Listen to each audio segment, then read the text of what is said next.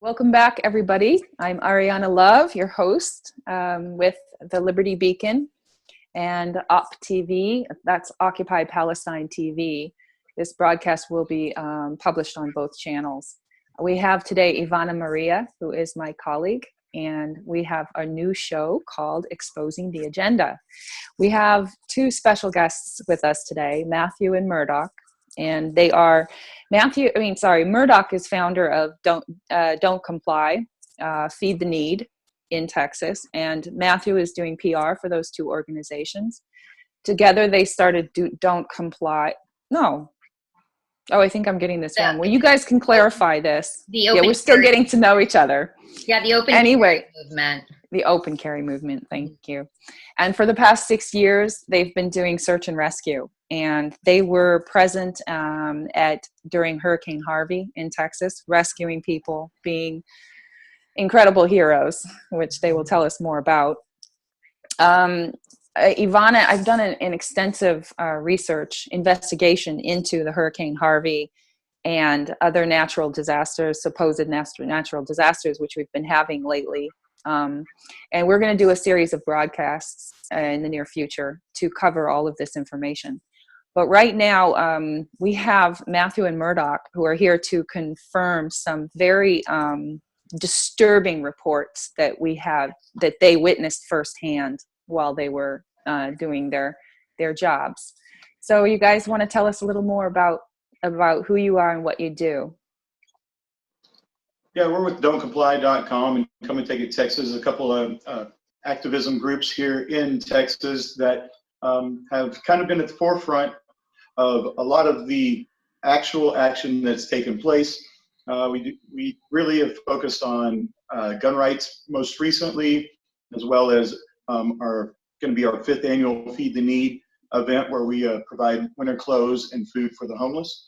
And we're just kind of all over the map on all the different causes, because really our focus is freedom, and that's where we're headed with this. And to clarify, I actually wasn't down there in Houston, but I was on the other end doing the logistics, which is one of the most important things to make sure that those guys that are there on the ground have the tools to do what they need.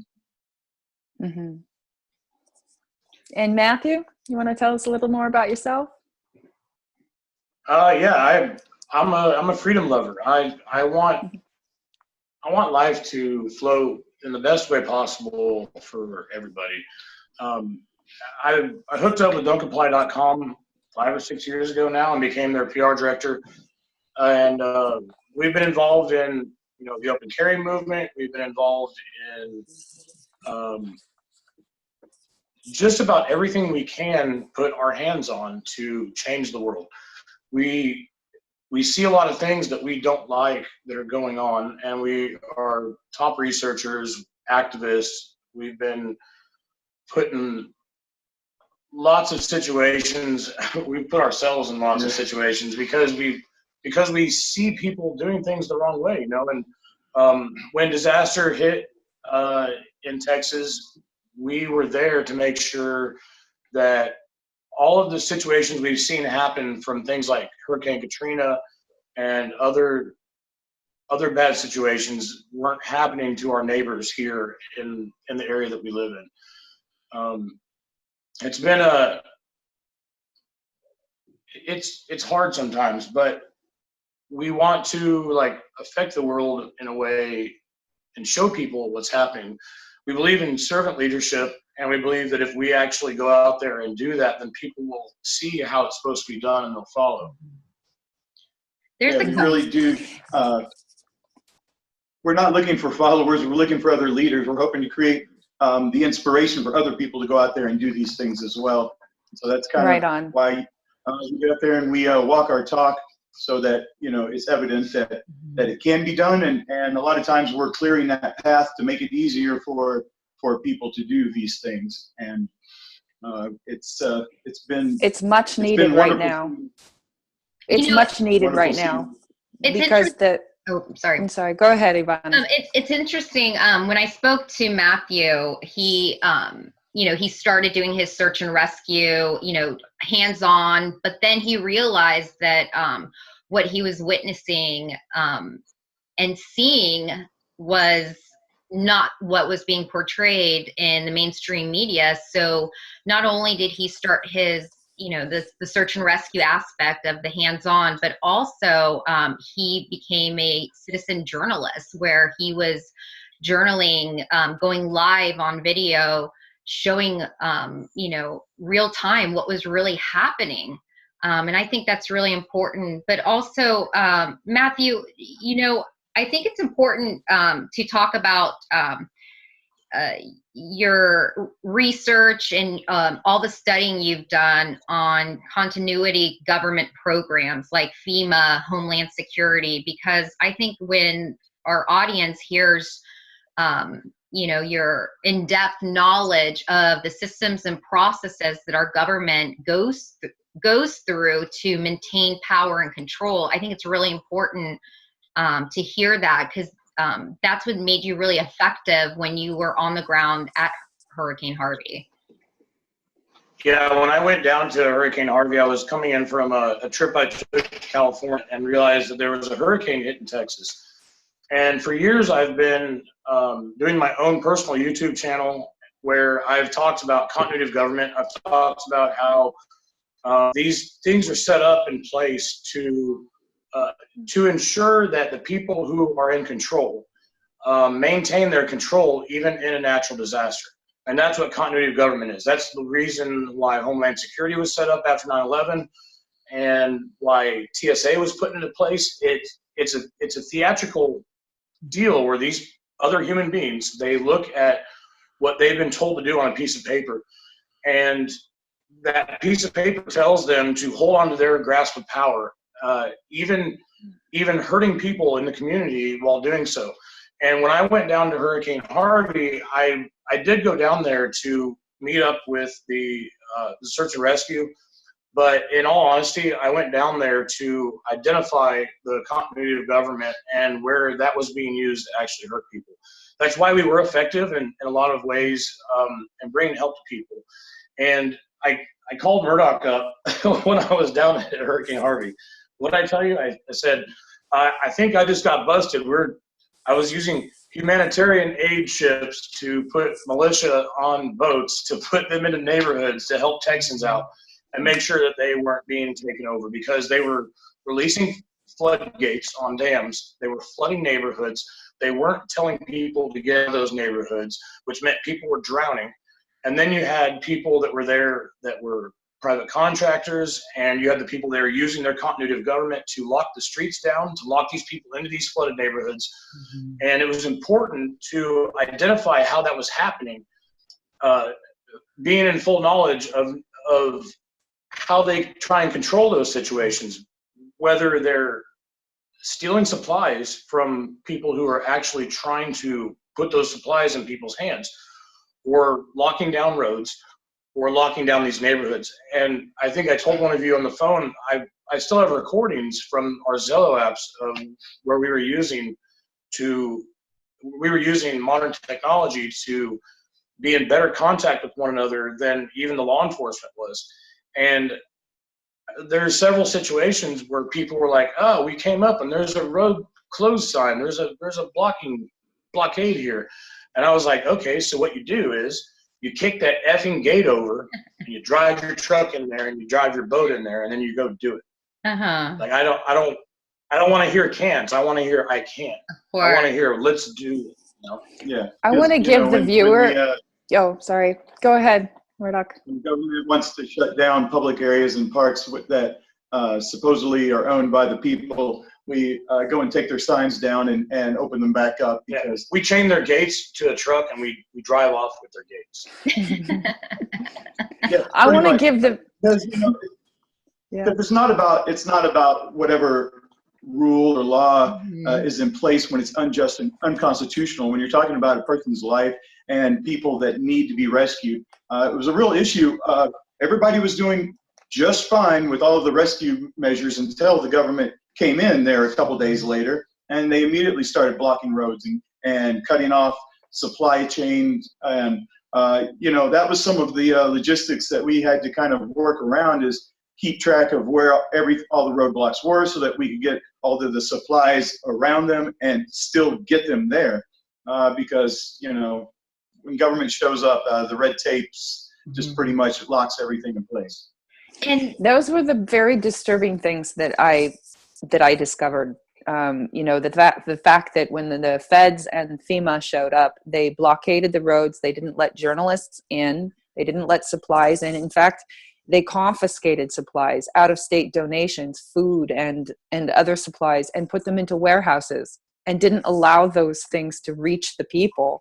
And really, from the videos that you released on your YouTube channel, which is called Show Me Baby, right, Mathew? Your reports were so disturbing of what the federal government, Gooberment, and FEMA were doing. Also, there was something else that I heard. They were in Houston. And so just to give the viewer like a frame of reference how things were going on, like there was 4 feet of floodwaters in several different regions in Texas. And in those regions, they were put on lockdown, and people went to gymnasiums to try to get refuge and to get above the flood waters. And the FEMA and the feds, they locked people in. When they locked down the area, they locked people in those doors, and they didn't let people out. In some regions, I guess other reports said that they were allowing people out of the areas that they put on lockdown, but they didn't allow anybody in. Nobody to search and rescue.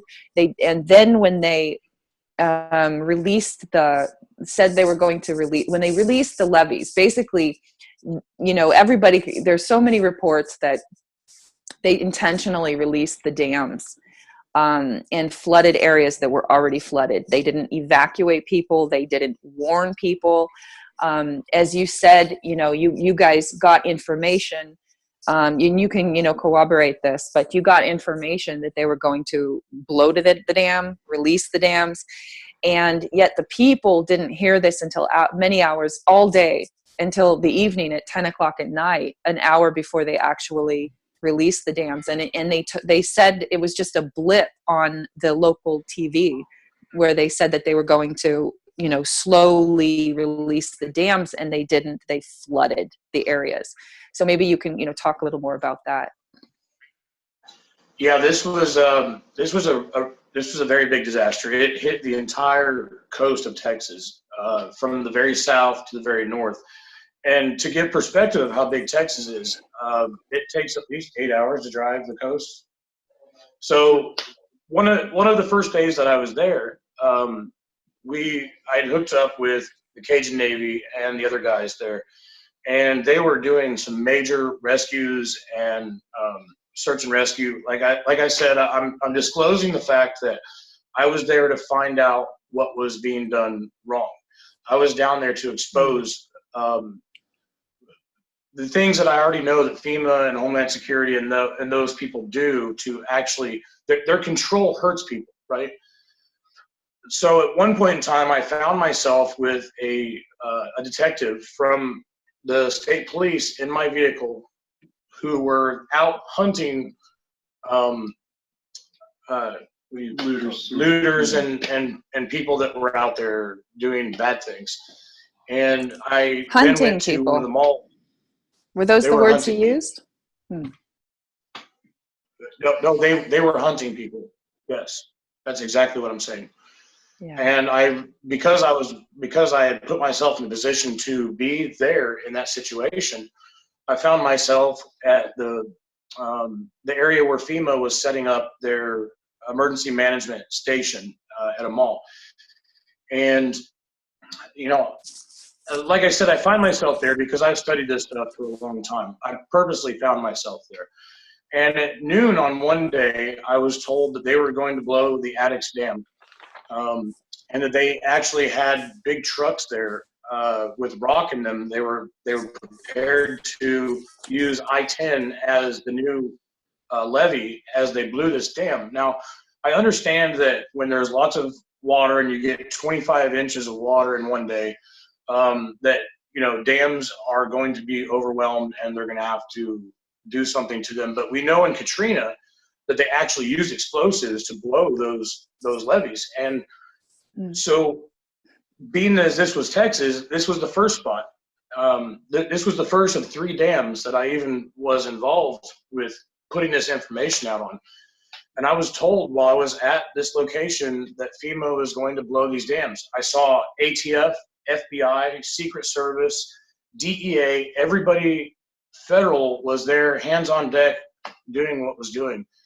And, little old me was there in the middle of all that, and I heard they were going to blow the dam. I did a Facebook video about it. And even one of the guys that is a good friend of ours, Eddie, his family lives in that area.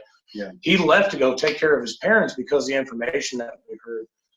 I was told that at noon. I put a video out so that the public would know what was going on and what they were planning on doing. I think it was at least 5 hours later that the locals were told about it.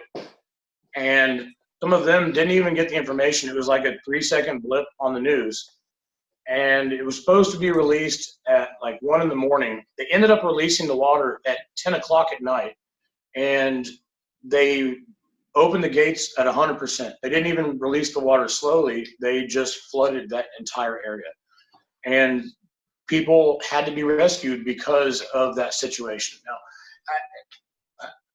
I'm not a guy with the Corps of Engineers. I don't know how you actually, save the dam or why you would want to blow it. But I do believe that they were trying to, I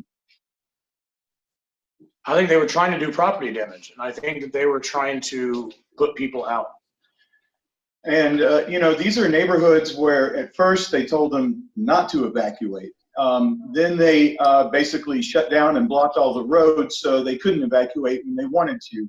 And, I found the documents from the dam, their official release rates per level, and they were releasing them per that chart that was pre-approved. But, those charts and the flow rates are supposed to be over a very long period of time. And they released a lot more than usual. And, and to Matt's comment about it looking as though they were trying to cause property damage, if we look at some of the big companies out there like the Red Cross, they make actually most of their money from owning insurance companies.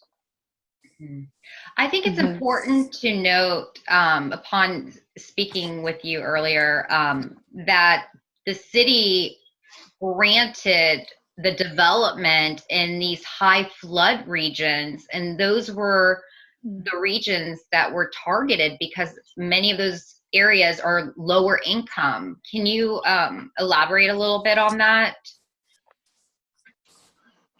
As I moved on through the week and traveled from Houston north to the Beaumont area, we found ourselves with the exact same situation. They were about to release the dams. We were let in.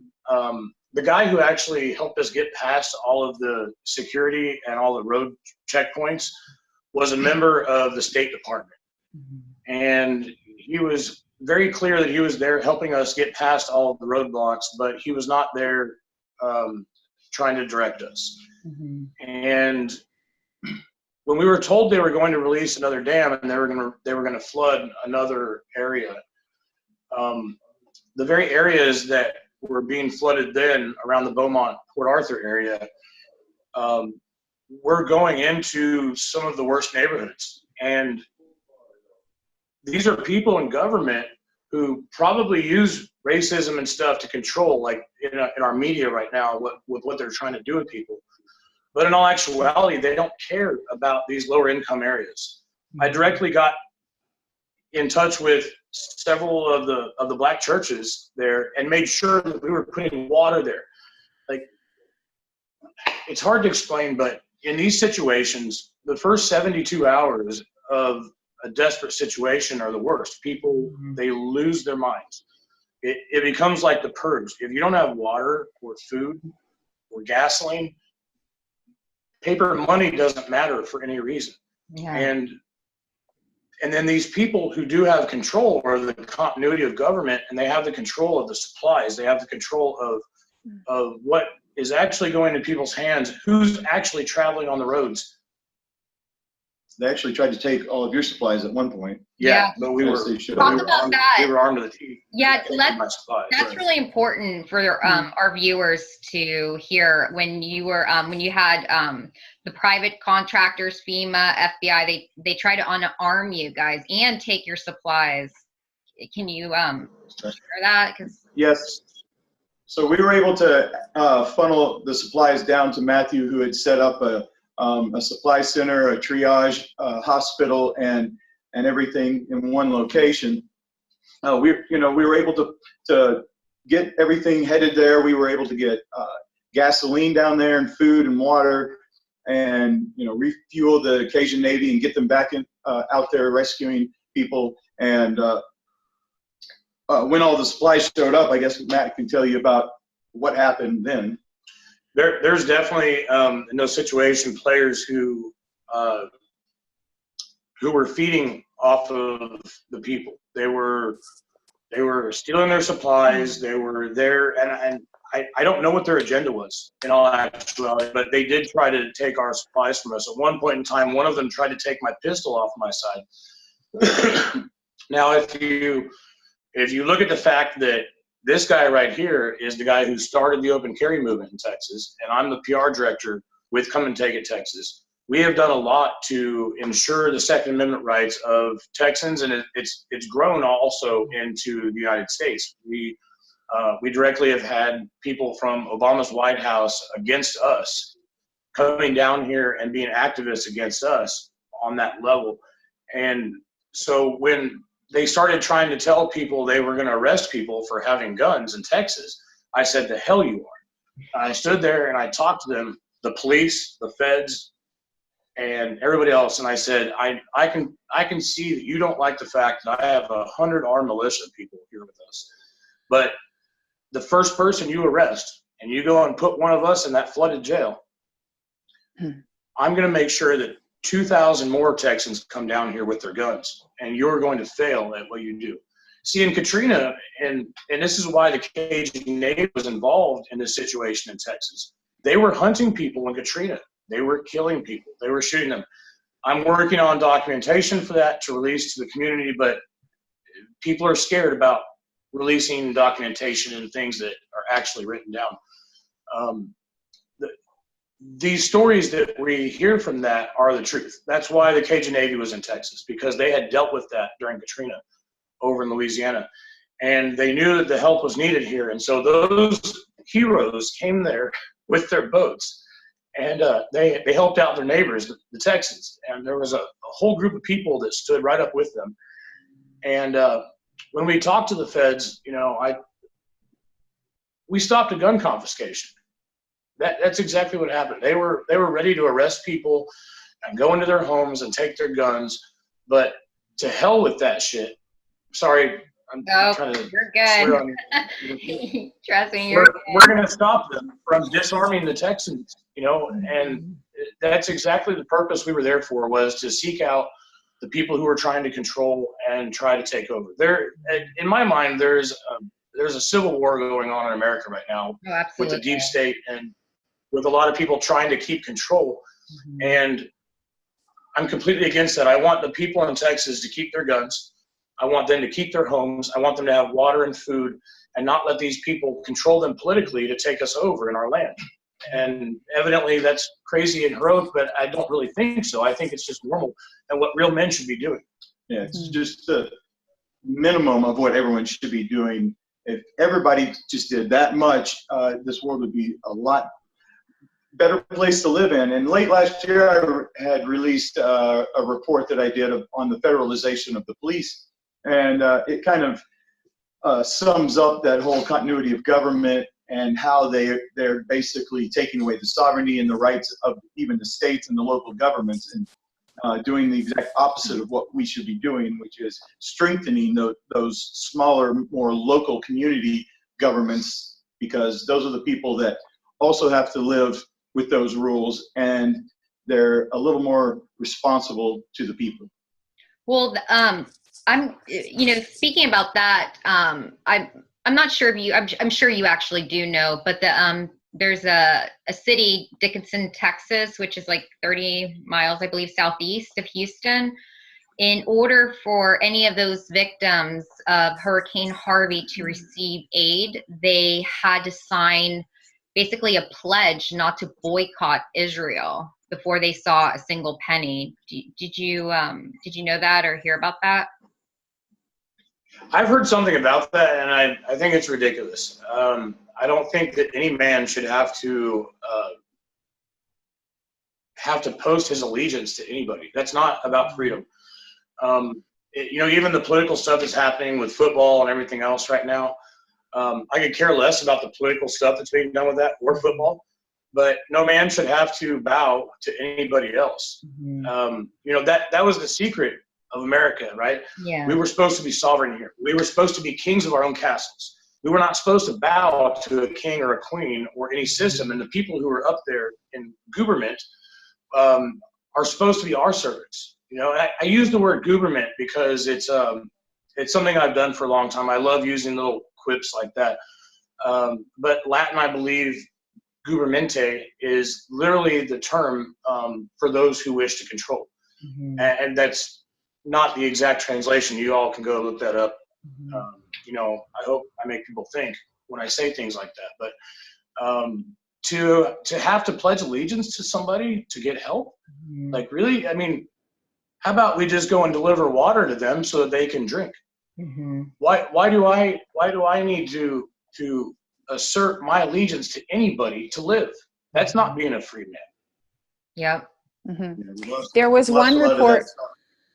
Sorry. And during the Reconstruction, everything was kind of flip-flopped from the states being, having the say in the sovereignty and being forced to stay in the Union. It was a big change in the way that this country was originally mm-hmm. set up to be. Mm-hmm. Your guys's your story, what you did there, and how you stood up to the federal Gooberment and FEMA, and did not allow them to disarm you until they, backed away. It's a great testimony that we, the people, do have the power to stand up against tyranny, and to protect our Second Amendment right, which is the right to bear arms, and to protect ourselves against enemies, foreign and domestic. I mean, we should not allow for any more of our freedoms to be taken. These are draconian laws. And I also wanted to ask you, Mathew, you made a report about somebody in your team, somebody who was in Houston, who reported that when he showed up to do search and rescue, there were bodies in the streets, and they had bullet holes in them, and many had kill shots to the head. And they had tags on their feet. And this was an area that was later flooded out. So the body is literally washed out to sea. And what it is appearing to look like is that FEMA and the Gooberment wanted to hide the body count, hide the death toll, so that they would go into the missing persons category. And this is one way that they could hide what they are doing there, the fact that they are killing people. So, when you said that there were bullet holes to the head, I mean, that's not something that you will find from looters. They're not going to be sharp shooters to administer kill shots. Yeah, I heard a lot of disturbing reports while I was there. And like I said, I was there to try and find those things out and what they were doing in our backyard in Texas. The guys that I were with are, they're heroes. They're very honorable men. They're not telling their stories because they don't already have their face out there like us. And I had at least two men who were, it's hard for me to tell this story and not be emotional about it because it's not easy, but at least two of the guys who are special forces, ex-special forces, and militia strong were there, and they left crying because they had pulled dead babies out of the water. because they had seen things that were too overwhelming for them to deal with in their own native Texas backyard. And we made sure that they got home to their families. We made sure that they got gasoline and they got home to their families. And the reports that I was doing a lot of logistics. I was doing a lot of making sure that this stuff was happening, making sure that Texans were being taken care of. And these guys were protecting my life too. So I don't discount a thing that they tell me, because I have to rely on that information to make sure that that logistical problem gets taken care of, even all the way up to here, where he was making sure that was happening on the computers, making sure we were getting the information, making sure that Texans were getting taken care of. And there were bodies that were found. And in the search and rescue realm, if you find a body while you're out doing that, you tag it, you GPS mark it, and you make sure that it gets noted, but you don't bring it in because of disease and other reasons you don't want to deal with death, right? Because you're out there actually trying to save and find the people who are still alive and who you can bring in, who you can put that water with. And it very much so looks like to us that when they opened those dams at 100%, they were flooding areas that were flooding like they were flushing the toilet. And at this point in time, there's actually stories going out there where local representatives are talking about how these areas were flushed. And to think that it's like flushing a toilet. If you have a dirty turd in the toilet, you flush it and you send it down the line. And that's what they were doing with these dams. They were flushing out the trash. Yeah. I know areas that were already overwhelmed with water. There was no reason to put more water where there was already water.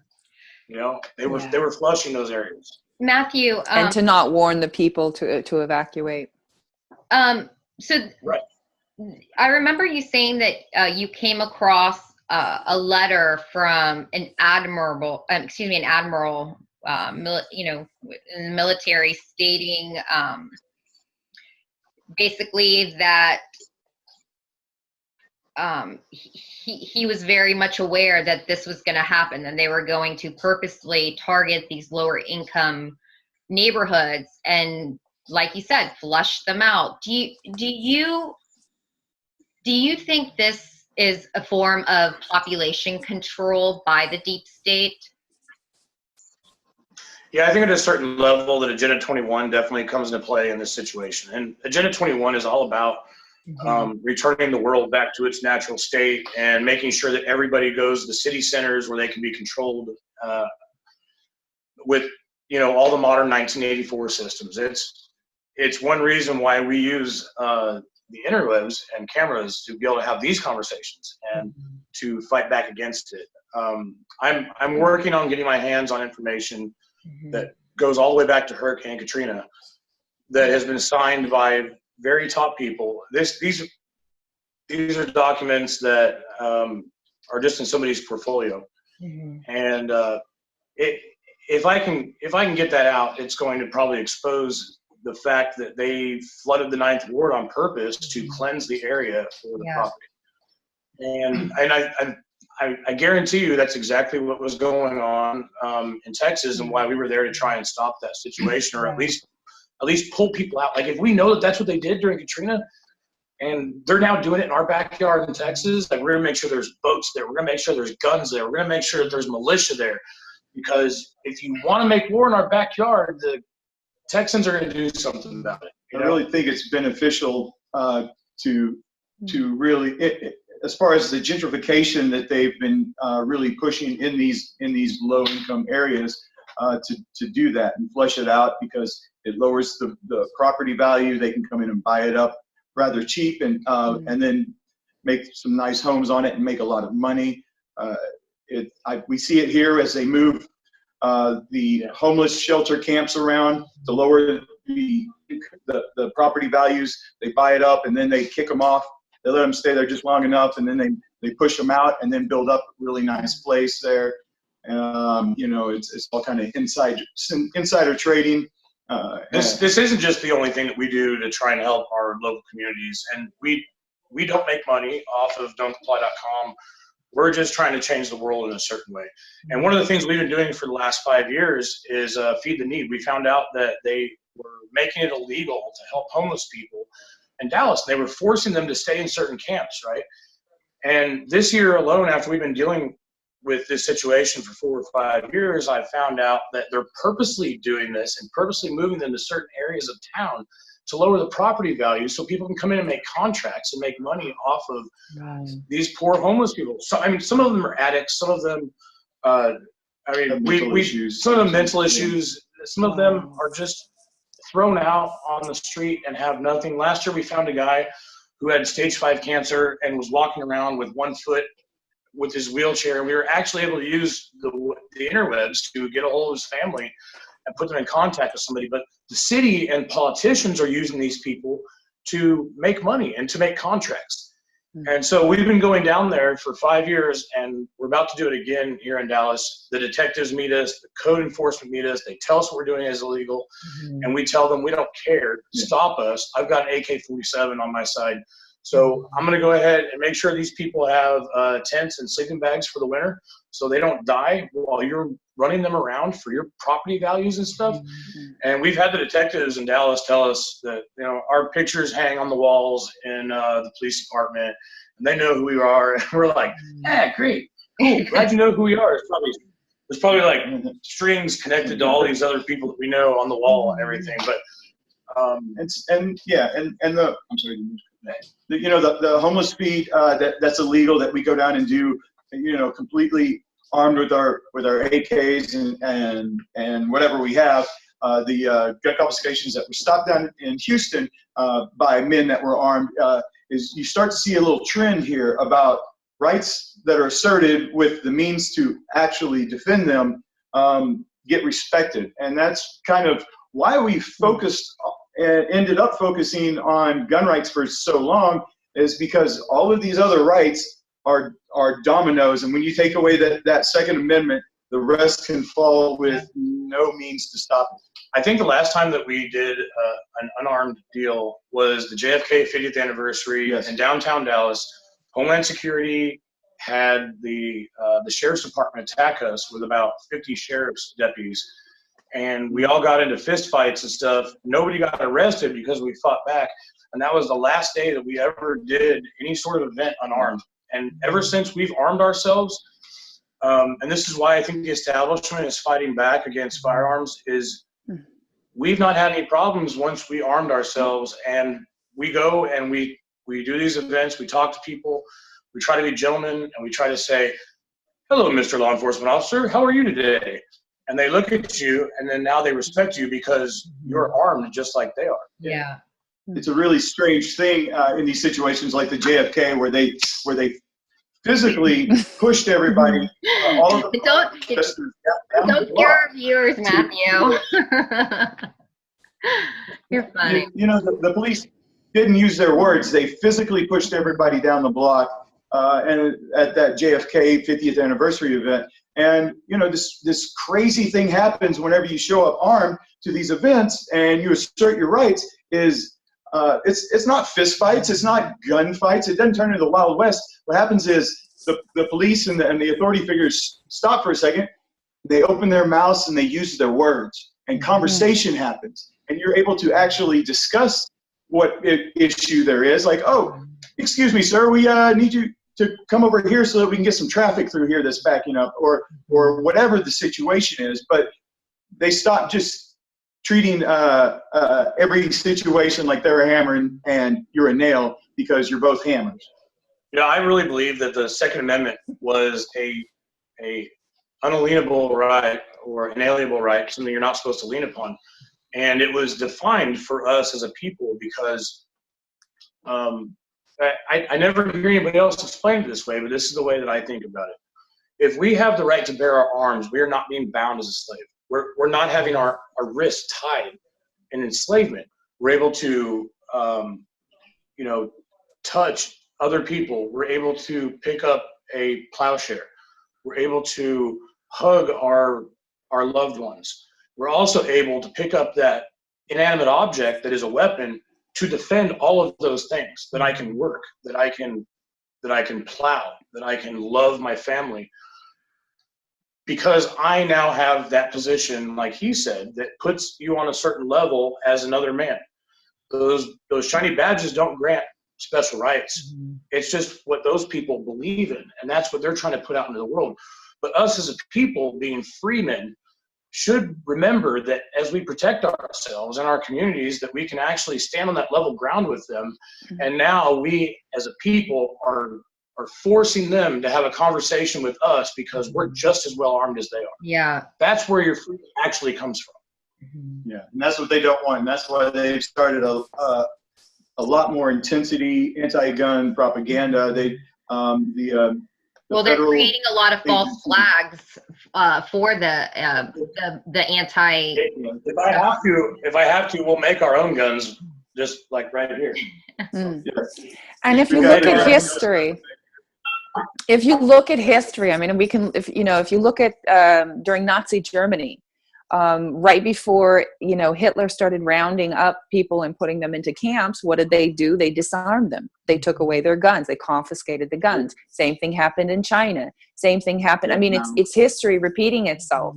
So this is very important that we stand up and fight for all of our amendment rights and the Bill of Rights, because we have I want to talk about a little bit about FEMA and Homeland Security and give our viewers just some background information that they need to know. And if you guys want to add anything after that, that would be great.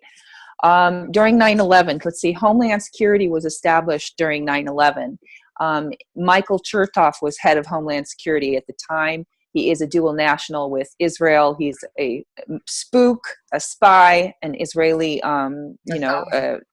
yes, this is Homeland Security. Everyone there in Homeland Security are former spooks, and they all have Israeli nationality.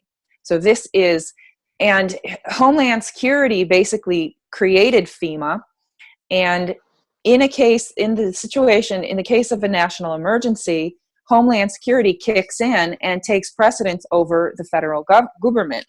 So I always I'm going to say that from now on because it's just so cute, but it makes me laugh whenever I say it. Okay, so basically Homeland Security Homeland Security was set up as continuity of government, and that let's say something like 9/11 happens, we actually get attacked, and it's not a false flag. It's not been planned by Saudi nationals and members of our government. And Israel. It is set up. Israel. Yes, yeah. We can't forget them. Celebrating the day that it happened too, down the road from the Twin Towers. But that control system has been set up to ensure that when bad things happen, that they keep control over what's going on. Homeland Security is to ensure those people having power and pressure over us, the people. And that's exactly what it is. We were just talking about TSA the other day and how it's a big circus. They've never caught a terrorist with TSA, which is part of Homeland Security. Actually, hundreds of them have been arrested for robbing people. Just the other day, I lost my shoe at TSA, and I'm like, really? You guys are doing a great job. Yeah, in 20 foot span. Yeah. In 20 feet, you lost my left shoe? Really? Like, you guys are really good. And we talk to these people like this all the time. Did you eventually find it?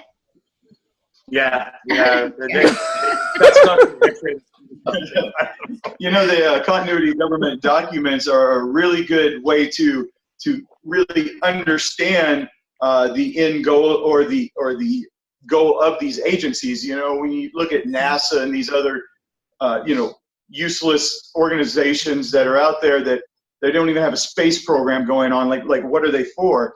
And you start to read these documents. Weather manipulation. They create natural catastrophes. Yeah, when an energy drink company has a better space program than your country. So when you look at these documents, you see that like NASA is in charge of communications. They're there for the satellites, for the actual ability for them to still communicate worldwide. And you start to understand why these agencies are in place. And you think that TSA hasn't caught any terrorists. Well, that's not really their job. Everybody has a task when that time comes, when it actually turns over and becomes active. Speaking of Michael Chertoff, he was one of the first Homeland Security directors, and this is one of the things that I actually broke a story on a few years back. But when the underwear bomber happened, it was a setup, it was a plant, and because of that, they brought all of the body scanning machines into TSA and to our airports. Well, the interesting thing was Michael Chertoff was the president and chairman of the company from the body scanners, and so he was able to make millions of dollars, and they're still scanning people's naked bodies in the airports because he was in control, sitting on that option to do that. Yeah, and he's gonna do just fine too with this false flag in Las Vegas. He's definitely he's one of the chief beneficiaries of that, selling their stocks. George Soros, Adelson. All roads lead back to Israel. These people, George Soros, Adelson, they all have Israeli nationality.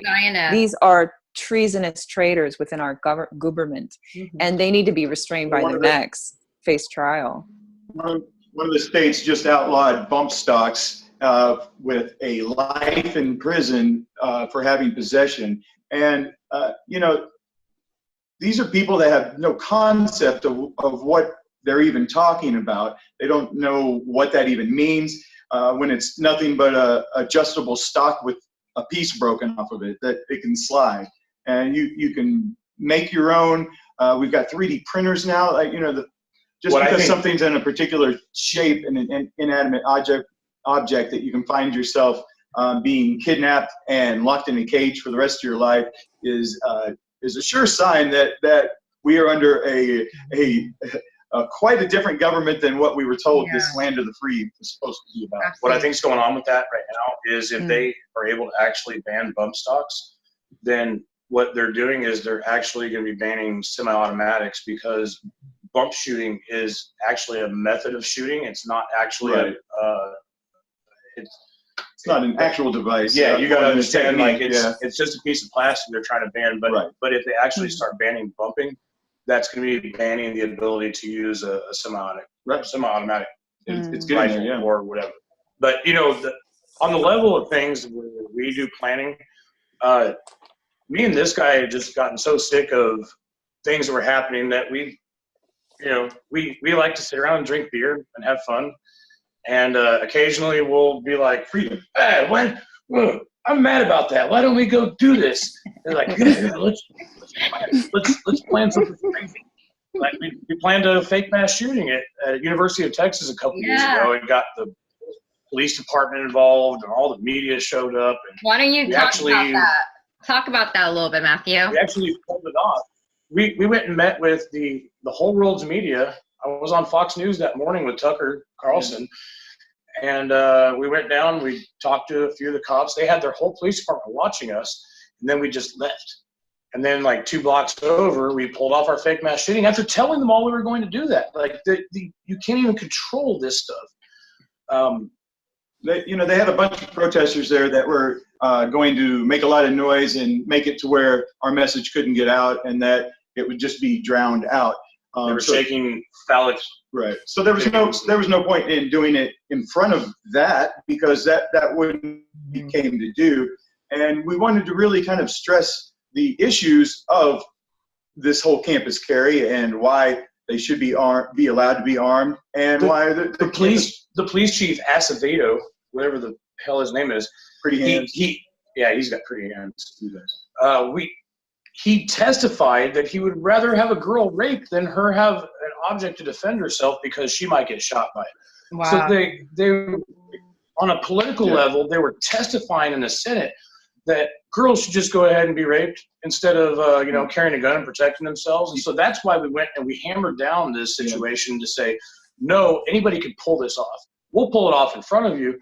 You should actually let these girls have guns. Yeah. So we had, he said, I would rather, in essence, I'd rather your daughter be unarmed and get raped than have a gun. And so we went down and with the entire police department, watching us over our shoulder. The entire world's media with the satellite bands and everything watching us. We just dipped out. We went over here, 2 blocks over, and did it. And we reenacted it 3 times before even the first police showed up. And we were like, that is the point. When the first cops showed up, we were actually standing in 3 gun-free zones. We were at the church, we were at the college, the campus, and we were also at the dorms. And the first cops showed up. They were supposed to arrest us if we did it on campus, but we went ahead and did it anyway. I mean, at this point in time, the whole world media there. I mean, we're at least going to get our story out if they arrest us for doing that. The first cops showed up, and he went, "Yep, you guys are right." Yeah. And they didn't arrest us. They just let it happen because it took them 15 minutes to find us. We proved that the time frame is better for an individual to protect themselves instead of them waiting to come and do paper. Exactly. You know? Yeah. And nobody knows, when or where this is going to happen. And that was another one of our points, is that even when everybody expected it and we did it, a couple hundred yards over, we were able to do it. We were able to repeat it several times and time out, as if and draw chalk outlines and spray ketchup all over each other and stuff. We made it really dramatic. Yeah, we used cardboard and ketchup to garner the world's media to get 1 point, one big point. Did you have sound effects? Yeah, it was basically like that. Bang. It was just kind of a calm walkthrough. We weren't trying to scare anybody on the campus, and we weren't trying to, cause a panic by anybody. So that's why it was done in just a crude manner, such as that. And it was more or less us walking through the timing of one of those situations and how the mass shooter had plenty of time and minutes between each victim, and no police showing up and nobody able to do anything because they're in a gun-free zone. And this was all with everybody expecting it. We were able to do this, and so I think we really drove home the point. I think it's important also to note that very same day, the University of Texas passed, I guess, like basically said, hey, it's okay, you're allowed to carry a concealed weapon on campus. Correct. Yeah. And the then same day. Yeah, now it's statewide, right? Now it's statewide. They had been fighting it, and that very same day, UT came out and made a thing saying that they were going to quit fighting the law, that they were going to allow campus carry to happen. Now, what's interesting about campus carry, they were trying to say that, all these new kids and everything were going to be shooting each other and stuff because they had guns, but actually the law in Texas only allows for a 21-year-old or above to have the license to carry. This would mean basically staff and seniors would be able to carry on campus, but what we want is those crazy criminals who don't listen to the laws anyway, we want them to know that there's people out in our public that are armed and ready to protect themselves. We want those people to question whether or not they're going to go do something criminal and illegal and maybe shoot up the college or something because that person might have a gun, or maybe that pretty girl right there has a gun, or maybe that dude over there has a gun.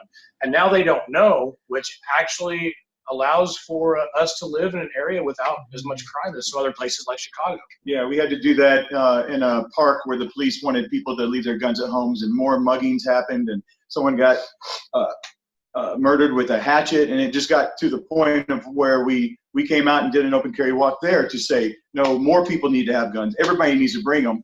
And that was the point, is so that the criminals know there's a risk for you coming out here and mugging these people, that you could get shot, and hopefully they'll all just move to Chicago. And actually, like knives and stuff. Yeah, or knives. Guns are for protection. They really are. I want you to not know if I'm armed or not. I mean, most everybody should know at this point in time we are. Yeah. But the criminals. You just shown your knife 3 times. Of course, the media is trying very hard to brainwash people into thinking that there needs to be more gun control. And of course, these false flags are being staged in order to scare people into relinquishing more of their freedoms. I want to talk. Control little. What's that? Little small patterns. I was saying there does need to be more gun control, controlling in a very small pattern when you're practicing. Ariyana, real quick. Yeah.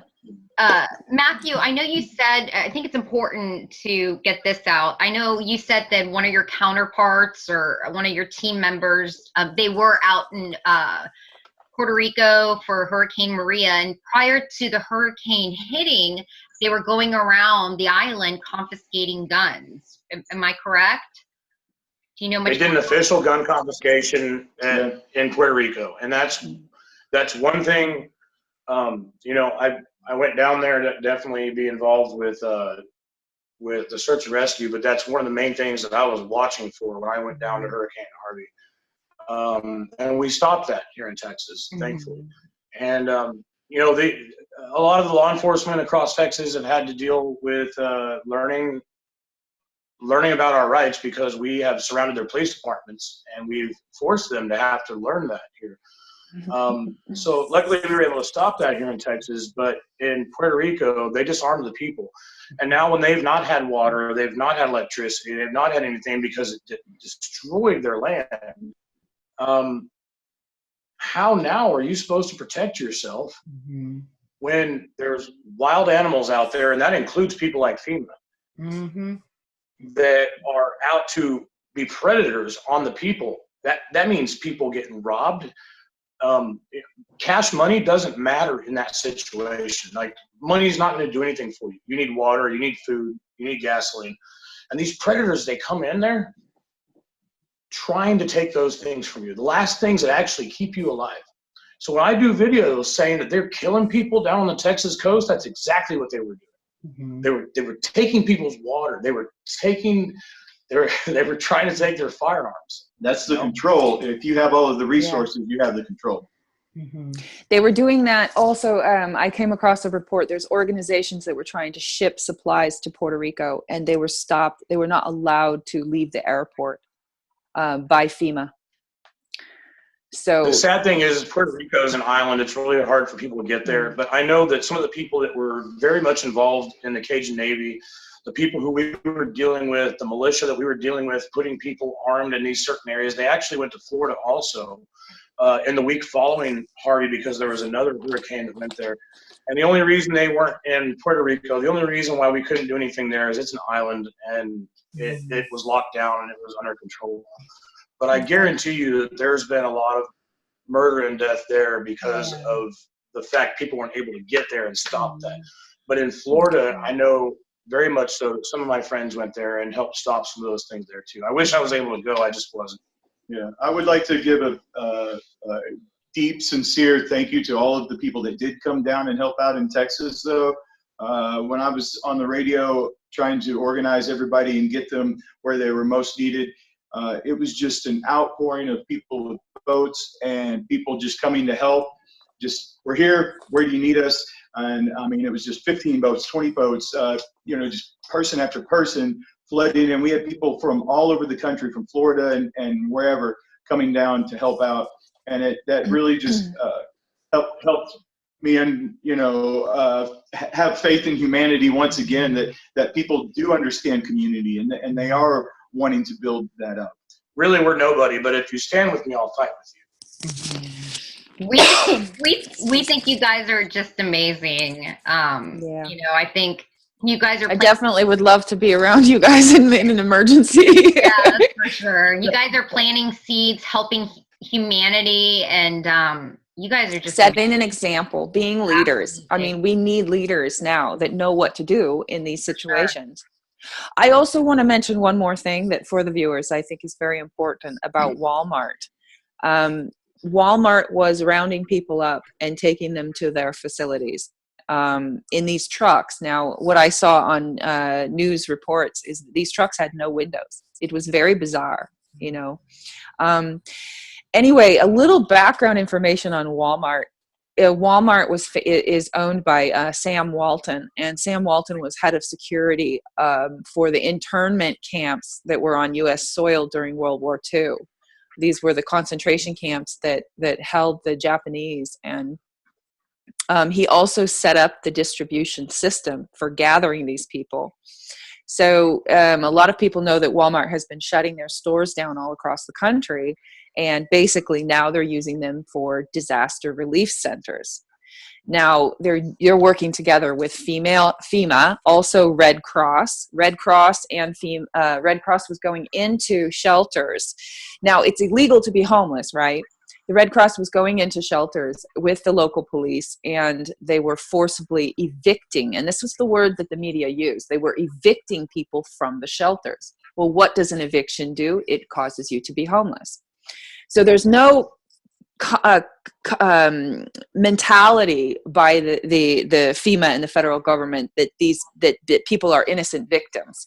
These are now homeless criminals, and they can be arrested and rounded up. And there were also a couple of barges that were off the coast of Texas, and I heard that they could hold up to 1,000 people. And these were barges that were basically floating prisons. People were put into the barges and not heard from again. Now, it's very hard to follow up on that and to find any reports if those people were ever returned. I don't know, but there were many reports that they don't know where people are. Do you guys want to add anything on that? A few years ago, there was a lot of conspiracy theory going around about FEMA and their prison barges. And this information comes from researchers that have looked at the federal paperwork and, get a hold of the PDFs and everything and put that together. Locally, outside of Port Arthur, they were in their local news doing video and news stories about bringing in these barges. 5 years ago, when the conspiracy theorists were talking online about it, they had actually been building prison ships, and FEMA was going to use those to talk about taking care of refugees, right? The problem is, like, you get put on one of these ships, it's a prison ship. You are going to be treated like a prisoner when you're there. There's going to be rules and regulations. If you are now homeless and you're looking for a place to go, I'm going to tell you, you're probably better off going to the woods than putting yourself in one of these prison ships. As far as Walmart and that thing goes, I've been back down to Houston since the hurricane. I was there, 2 weeks ago now. I was talking with one of the families that had been involved with being saved, and I went to Macy's at the mall where they had their FEMA camp set up at an old Macy's store. So it's not always saw Walmart. that video. Sometimes it's a big box store like Macy's. But when I was there, and I was actually working alongside of FEMA, because in this situation, I don't comply, but I definitely put myself in the position to be there for the rescues and everything. They were set up at an Academy store and a Walmart, and there was bread lines going on. They were only giving everybody half a case of water, one loaf of bread, and there was a mile-long line of these people who needed that. And so they're actually forcing people to go to Walmart to stand on a bread line to be able to get what they want, instead of allowing us to take cases of water to people, because they were trying to confiscate those so they could make people stand on a bread line, as if we're socialist or we're a communist country like the Soviet Union was at one point in time, and we have to stand in bread lines in America. I think that's bullshit. I think we should be able to take water to people wherever we want to go. Absolutely. Because that's freedom. And I also watched reports of Red Cross also not feeding people. People were complaining they were in the shelter and they were not getting food. Yeah, some people get raped in the shelters. You get put in this position that, like, you're locked down. Oh my God! In Port Arthur, they had put a lot of the evacuees in.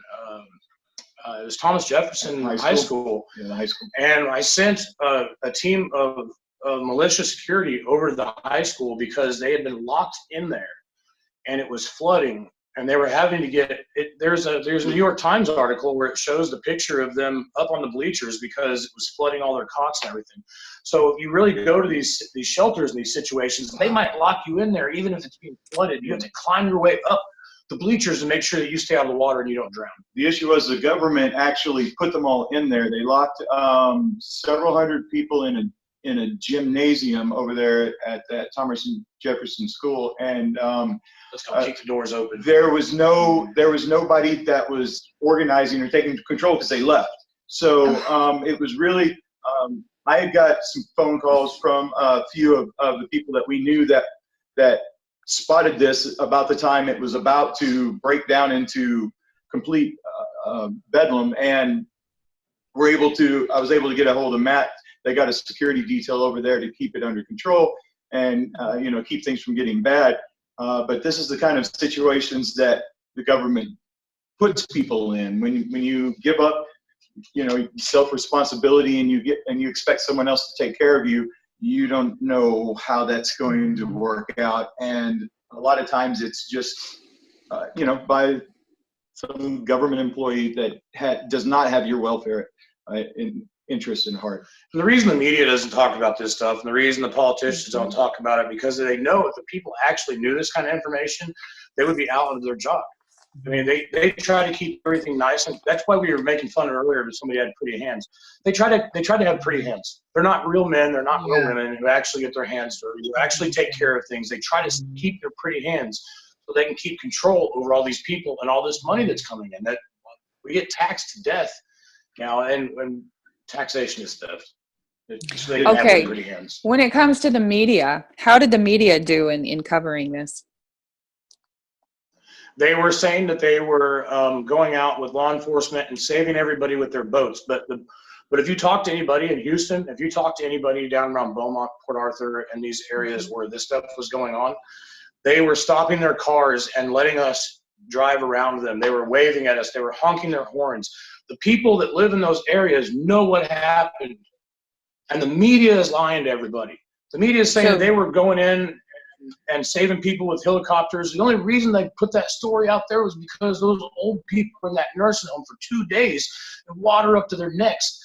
I'm sure several probably died in that nursing home, but then they said, "Oh, we brought these helicopters in to come and save these old people."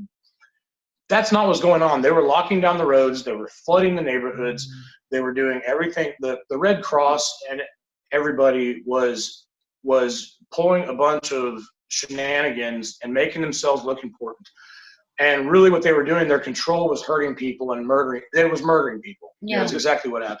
Videos of the cops yelling at and telling people to stop doing rescues that are that have come all the way from Florida in big, oversized barge, big wheeled vehicles. And the cops that are sitting there yelling at them, telling them to stop doing the rescuing, are sitting there in perfectly starched, iron, clean clothes.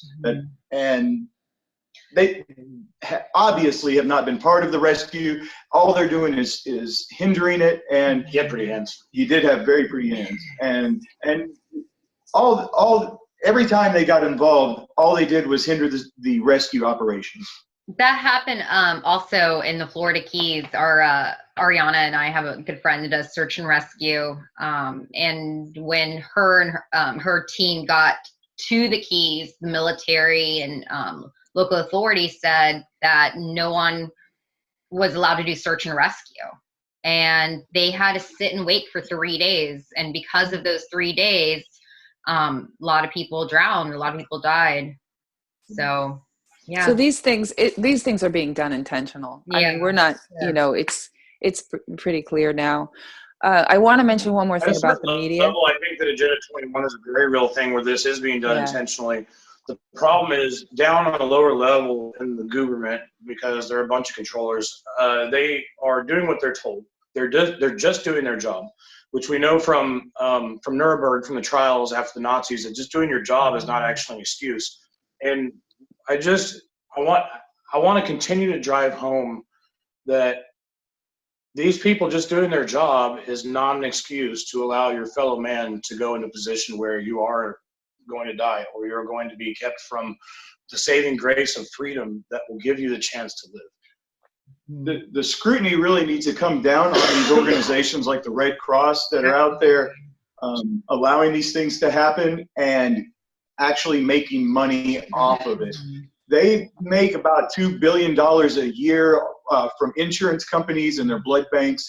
And, to get the 2/3 of donations to make them continue their 501c3 tax exemption, they get federal grants. They get money from me that was stolen by the federal government give to them just so they have enough donations so that they can remain a 501c3. They're not. It's nothing but just a tax that actually making billions of dollars a year off of these homes that get flooded out and these homes that get destroyed. They refuse to disclose how much is per dollar was actually going to the Hurricane Harvey victims. They refuse to disclose it, but they have a long history of this, like with Haiti, and I mean, it's truly a bullshit organization. But it really is. And the media is complicit. The media is complicit in this genocide. I'm going to call it what it is. You know, this is tyranny and it's genocide on U.S. soil. Population control, Agenda 21, Agenda 30. Absolutely. It's exactly why we use social media and the objects of even the cameras that we're using right now to put these stories out there, because there are good Americans that, you know, people tell us to take our tinfoil hats off and our conspiracy theories and everything else. But you know what? I'll be that guy. I'll go down there and I'll film it. And I'll show you what's up, because everybody knows it's going on, and it's the big giant elephant in the room that nobody wants to talk about because the media is lying to everybody. It's called programming for a reason. Yeah. Fourth branch of the government, media. Exactly. It is. That's why it's important to have these conversations. Mm-hmm. Exactly. That all of the media in the United States is owned by 5 corporations, and those 5 corporations are all headed by Israeli nationals. You know, all roads lead back to Tel Aviv. For example, the owner of CNN is Time Warner, and he lives in Tel Aviv. He's not even living in the United States. So we have, you know, tyranny on U.S. soil, and this is... Was it the Smith-Munson Act from 2012 that actually allowed for propaganda to be used legally, lawfully, in the American media to lie to us about false flags? Man, I have to look it up. I think it's a Smith-Munson Act of 2012, but they legalized propagating the American people in 2012. Obama passed that. Yeah, but they were doing that way before, like with. But they made it legal for the U.S. government to actually lie to the people, and now the U.S. government has its own media stations. Mm-hmm. You know, so they are lying overtly. People were getting to the bottom of those fake news stories and that the government had paid for, so they went ahead and quickly made it legal so that they wouldn't get in trouble. Yeah. I want to make sure that I'm putting the right information out here, because it's actually something that needs to be repealed and something people should know about. Mm-hmm. Yeah. Obama passed about 8 or 9 executive orders that were all draconian. Yeah. And unconstitutional, and they all need to be repealed, because if they're not, there's something called the tacit agreement in the United States that if you are silent against a law, like if you don't do anything, if we don't resist or repeal a law, then our silence is counted as consent legally. It's H.R. 5736, 112th Congress, 2012, authorizes hoaxes, fake news, false flags, fake domestic terrorism, Hollywood control of U.S. and foreign policy. Wow. Definitely that. Thank you. And a lot of these federalization of the police executive orders that Obama put in place, like, the policing in the 21st century executive orders and what have you, were just actually additions and to all of the other previous presidents. Everyone had a stepping stone in it. Trump did just the same when he got in. He furthered that. One of his executive orders. I'm sorry? With the Google searches? Yes, policing in the 21st century was Obama's, and then Trump came out with one where he actually stated that he was going to federalize 1,000 of the police right off the bat under the guise of the immigration things, that he was going to dual federalize the local police as border patrol federal agents, and then move from there. But these are all continuations of that federalization program. The Department of Justice has a department called COPS that they use to then do all the hiring for local police, do all the funding. They put in about $16 million almost per year since around 2000, and they've taken over the hiring of most police departments, and actually in certain years dictate that they must hire veterans that have just returned from the war, or this or that, and it's a requirement by these police departments. It's just a big trend that we're seeing move across the board. And with that, with the community-oriented policing that style that they're implementing across the country, a big portion of that is the anti-gun rhetoric and the implementation of that. Wow, thank you. Well, we've gone. Okay. Yeah, I was going to ask you, do you guys want to go ahead and tell our viewers how they can find you, what websites to go to learn more about Don't Comply, about Feed the Need, and about the open carry movement? Don'tComply.com is the main website. My name is Mathew Shores, Murdoch Pizgatti. We do social media. We've got Don'tComply.com, YouTube, where we have some of our podcasts and other things on there. We actually stay so busy that we don't always update all of this stuff. But what we hope for is that these things that we do, that people become educated and they learn how to stand up and they do this for themselves. We have people come to us all the time and like, we need you to do this, we need you to do that. I'm like, we already do so much. It's like we want everybody else to stand up and take dominion over your life. That is like, it's so important for people to understand that you must take dominion over your life. You can't have other people do these things. Absolutely. You need to understand your freedom and your ability to stand up on your feet, putting your feet on the land, and that's a really important thing. Learn how to put your feet on the land and learn how to stand up and take dominion over your life. If we continue to live by consent and allow these people to take over our lives, then they're going to take us straight to the pits of hell, and we're going to be their slaves, and our children will be their slaves until we decide to stand up and do this for ourselves. We want you to empower yourselves and take dominion over your life. So if you want to look us up on YouTube, we're on the Don't Comply channel. Mathew also has the Show Me Baby channel, and there's a lot of great videos on there. And if you go to don'tcomply.com, we have a staff of writers. We have a lot of articles on there. You can look up that Federalization of the Police article that I wrote late last year that really covers in a lot more in-depth view of how it progresses from executive orders to actual task force down to the actual changing and federalization at local levels.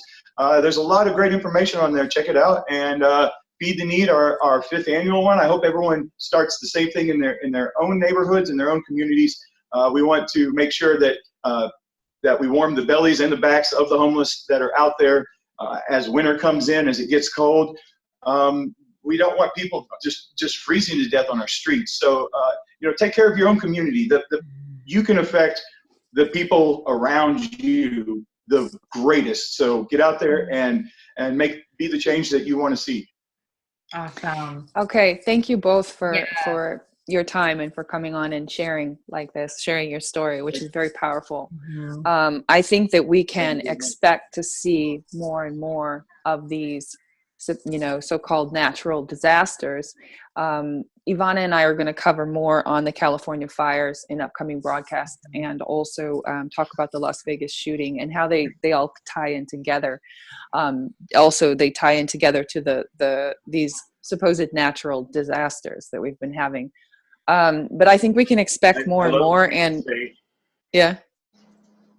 Sorry, I love when people talk about that and people are like, "We don't talk about weather manipulation." No, but you've been down to where they have the Senate hearings on weather manipulation in Texas. Yeah. Well, in Texas, it's on their official state Texas website. There's the Weather Modification Advisory Committee that 15 years ago I was sitting in on their public meetings, and they're giving PowerPoints, of this is how we're changing the weather, and crazy conspiracy theorists. And of course, yeah, 15 years ago, I'm the only citizen in the entire room, and I'm just like, but there, and you can actually go to the licensing and regulations official Texas website, look up the Texas Weather Modification Advisory Committee. There's laws in place in Texas and on weather modification. There's actually a guy, and the audio from all of their meetings is on there if you want to. There's actually a guy that right before Hurricane Harvey hit laughed in their meeting and said, haha, well, we're about to not have a drought anymore, and they get the record rainfall from a hurricane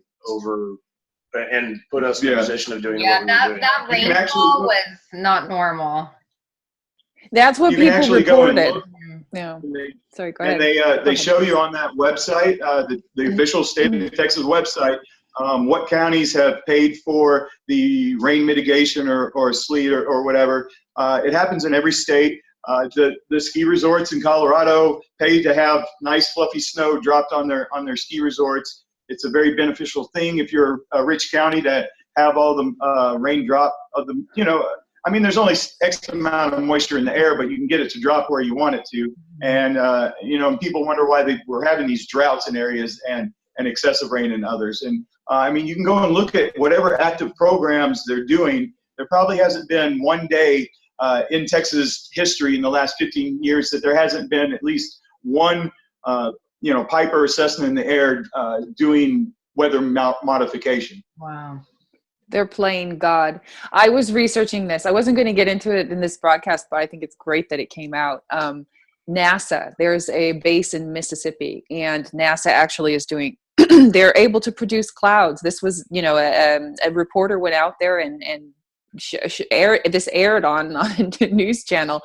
And they said that, supposedly this facility is for rocket research, but when they turn the machine on, you see clouds coming out, billowing out, and a tremendous sound. And they say it's hydrogen and oxygen. So those clouds come out, they go up into the air and forms clouds in the sky. And an hour later, it's raining down over the reporter. And the reporter is sitting there going, wow, they're playing God.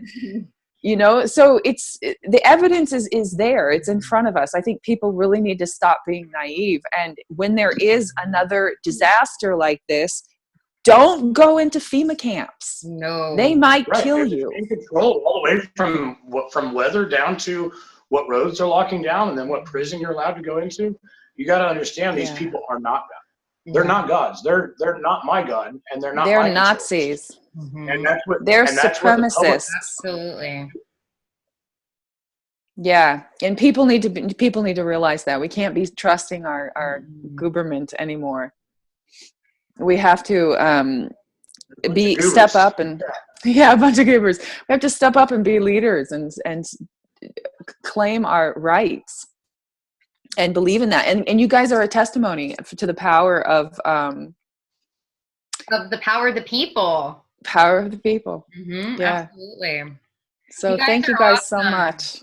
You guys rock. No problem. Thank you very much for having me. Thanks for everything you guys do. This is Exposing the Agenda, OpTV, Occupy Palestine TV, and the Liberty Beacon. Thanks for joining us.